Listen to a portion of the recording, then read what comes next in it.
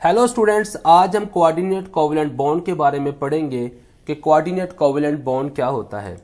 Student, एक दफ़ा का जिक्र है कि एक हाइड्रोजन का आयन हेल्प हेल्प पुकार रहा था और इसी दौरान वहां से एक अमोनिया का मॉलिक्यूल गुजरता है और वो उससे पूछता है, क्या बात है मियाँ, तुम क्यों परेशान हो, क्यों हेल्प हेल्प कर रहे हो, क्यों मदद के लिए पुकार रहे हो। तो वो उसे अपनी कहानी सुनाता है और उसे कहता है कि मैं एक इलेक्ट्रोनेगेटिव एटम के साथ जुड़ा था तो हम एसिड बन गए थे, लेकिन उसने क्या किया, मेरा इलेक्ट्रॉन छीन के मुझको रिलीज कर दिया है H पॉजिटिव आयन की शक्ल में, और खुद तो एसिड बन गया लेकिन उसने मेरा एक इलेक्ट्रॉन छीन लिया।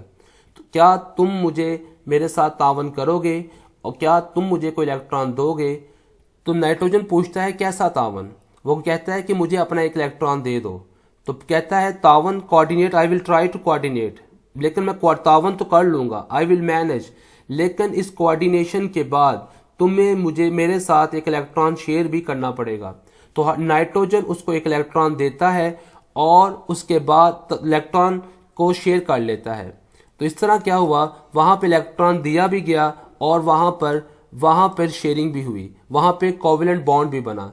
कोऑर्डिनेट का मतलब था तावन करना, कोवैलेंट का मतलब था शेयर करना। तो उसने तावन करके वही इलेक्ट्रॉन शेयर कर लिया, तो इसलिए इस बॉन्ड को हम बोलेंगे कोऑर्डिनेट कोवैलेंट बॉन्ड। स्टूडेंट, इस दौरान इस हाइड्रोजन का पॉजिटिव आयन खत्म हो गया क्योंकि इसको इलेक्ट्रॉन मिल गया, लेकिन इस नाइट्रोजन पर एक पॉजिटिव चार्ज आ जाएगा क्योंकि इसने तावन के दौरान अपना एक इलेक्ट्रॉन हाइड्रोजन को दिया था। तो इस तरह कोऑर्डिनेट कोवैलेंट बॉन्ड मार्ज वजूद में आया। एक उसमें इलेक्ट्रॉन रिच था, उसने इलेक्ट्रॉन दिया, उसको हम डोनर एटम कहेंगे, और एक इलेक्ट्रॉन डेफिशिएंट था, उससे हम इलेक्ट्रॉन एक्सेप्टर कहेंगे। तो स्टूडेंट, जो इलेक्ट्रॉन डोनर होगा वो बेस भी होगा, वो अपने आप को बेस भी शो करेगा, और जो इलेक्ट्रॉन डेफिशिएंट होगा उसको हम एसिड कहेंगे। तो इसी तरह स्टूडेंट हम आगे बढ़ते हैं। तो कोऑर्डिनेट कोवैलेंट बॉन्ड का मतलब यही हुआ कि जब एक एटम ने अपना एक इलेक्ट्रॉन दूसरे को देना है और एक अपने पास रख लेना है और तावन के साथ जो बॉन्ड बनाना है उसे हमने बोलना है कोऑर्डिनेट कोवैलेंट बॉन्ड। मैं इसकी डेफिनेशन ऐसे भी कर सकता हूं, ऐसा बॉन्ड जिसके दोनों ही इलेक्ट्रॉन एक ही एटम ने दिए हों, इसको हम एरो के साथ रिप्रेजेंट करते हैं। तो ऐसे बॉन्ड को हम कोऑर्डिनेट कोवैलेंट बॉन्ड कहते हैं। स्टूडेंट, जहां पे अमोनिया है और यहाँ पे BF3 का स्ट्रक्चर है, अमोनिया के पास 2 इलेक्ट्रॉन है और वो अपना एक इलेक्ट्रॉन बोरोन को दे देता है, तो जिसकी वजह से बोरोन पे नेगेटिव चार्ज आ गया और नाइट्रोजन पर पॉजिटिव चार्ज आ गया। तो स्टूडेंट, इसको हम कम्प्लेक्स भी कहते हैं और इसको बड़ी ब्रैकेट में लिखते हैं। स्टूडेंट, जहां पे बोरोन के पास 6 इलेक्ट्रॉन थे तो ये इसका ऑक्टेट कंप्लीट नहीं था, इसलिए उसने इलेक्ट्रॉन का पेयर एक्सेप्ट करने के लिए नाइट्रोजन के साथ रिक्वेस्ट की, तो उसने उसको इलेक्ट्रॉन का पेयर दिया। यहाँ पे NH3 डोनर है और जो डोनर इलेक्ट्रॉन का पेयर का डोनर हो उसे बेस कहते हैं, और यहाँ पे BF3 एक्सेप्टर है और हम इसको एसिड कहेंगे। तो स्टूडेंट, यहाँ पे जो हमारा जो एक्सेप्टर है वो यहाँ पे हमारा क्या होगा, एसिड होगा।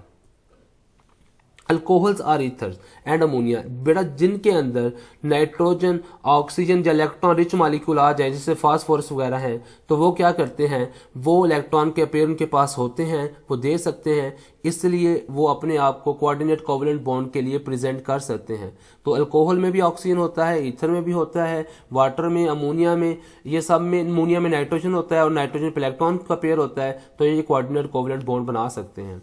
यहाँ पे अमोनिया और वाटर की एग्जांपल लेते हैं। अमोनिया ने जब इलेक्ट्रॉन का पेयर बनाया, इसको साथ दिया, तो नाइट्रोजन पर यहाँ पर डेफिनेटली क्या चार्ज आएगा, पॉजिटिव चार्ज आएगा। स्टूडेंट, जैसे कोवैलेंट बॉन्ड बनेगा तो उसके बाद ये चीज डिमिनिश हो जाती है, खत्म हो जाती है कि कोवैलेंट बॉन्ड किसके साथ बना था, चारों हाइड्रोजन है तो सब के अंदर जो तावन हुआ है वो सब के अंदर वो इक्वल शेयर हो जाता है। तो हम ये नहीं कहेंगे कि यही बस 100 का 100% यही बॉन्ड जो है वो कोऑर्डिनेट कोवैलेंट बॉन्ड है, बल्कि वो क्या होगा, ये सब के अंदर क्या होगा, बराबर बराबर डिस्ट्रीब्यूट हो जाएगा। तो जहां पे 4 एटमों में ये डिस्ट्रीब्यूट होगा तो जहां पे नेचर बन जाएगी 25% हर एक के अंदर कोऑर्डिनेट कोवैलेंट बॉन्ड की नेचर आ जाएगी। इसी तरह वाटर की बात करें तो जहां पे ये 100 का 100% कोऑर्डिनेट कोवैलेंट बॉन्ड नहीं होगा, बल्कि ये तीनों के अंदर इक्वली डिस्ट्रीब्यूट हो जाएगा, तो हम कहेंगे हर बॉन्ड ऑलमोस्ट 33% क्या है, कोऑर्डिनेट है इन नेचर। स्टूडेंट, हर ये एटम्स के अंदर इनमें लॉन पेयर होता है, वो ये बॉन्ड बना सकते हैं। अगर हम नाइट्रिक एसिड की बात करें HNO3 की, तो उसमें एक बॉन्ड जो होता है वो कोऑर्डिनेट कोवैलेंट बॉन्ड होता है, तो आप देखें ये दोनों नीले इलेक्ट्रॉन एक ही एटम में दिए हुए हैं, तो ये वाला जो बॉन्ड है इसे हम कोऑर्डिनेट कोवलेंट बॉन्ड कहेंगे। इसी तरह बहुत सारे एसर्स हैं, स्पेशली HClO4, HClO3, HClO2, ये क्या करते हैं, इनके अंदर कोऑर्डिनेट कोवलेंट बॉन्ड होते हैं। फास्फोरस 5वें ग्रुप के मेंबर्स के पास इलेक्ट्रॉन का पेयर एक्स्ट्रा होता है, छठे के पास ज़्यादा होता है, तो ये इलेक्ट्रॉन के पेयर डोनेट कर सकते हैं इजीली, तो इनको हम कहेंगे कि ये कोऑर्डिनेट कोवलेंट बॉन्ड इजीली बना लेते हैं।